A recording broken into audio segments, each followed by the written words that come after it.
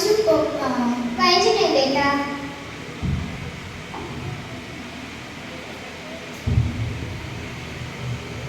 અરે લક્ષ્મીના પપ્પા, તમે કેમ મૂંઝવણમાં લાગો છો?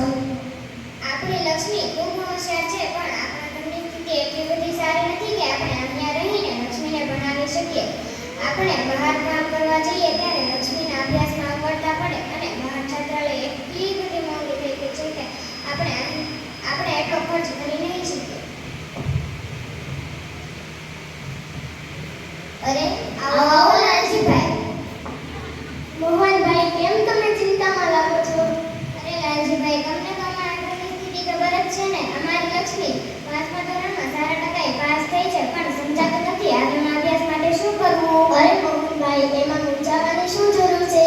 સરકારે આપણી દીકરીઓને ભણાવવા માટે જ્ઞાન શક્તિ યોજના બહાર પાડી છે, જેમાં 6થા ધોરણથી લઈને 12મા ધોરણ સુધી રહેવાથી લઈને ભણવા સુધીનો તમામ ખર્ચ સરકાર પૂરો પાડે છે. આપણા વિસ્તારમાં પણ આ વર્ષે આવી શાળાની શરૂઆત થઈ છે, જેનું નામ જ્ઞાન શક્તિ રેસિડેન્સી સ્કૂલ ઓફ એક્સિલન્સ છે. ત્યાં એડમિશન લેવા માટે 5મા ધોરણમાં સીઈટીની પરીક્ષા પાસ થયેલી હોવી જોઈએ, તેમને જ એડમિશન આપવામાં આવે છે. પપ્પા, પરીક્ષા તો મેં પણ સારા માર્ક્સે પાસ કરેલી છે. અરે વાહ બેટા, ચાલ આપણે પણ તારું એડમિશન ત્યાં લઈએ.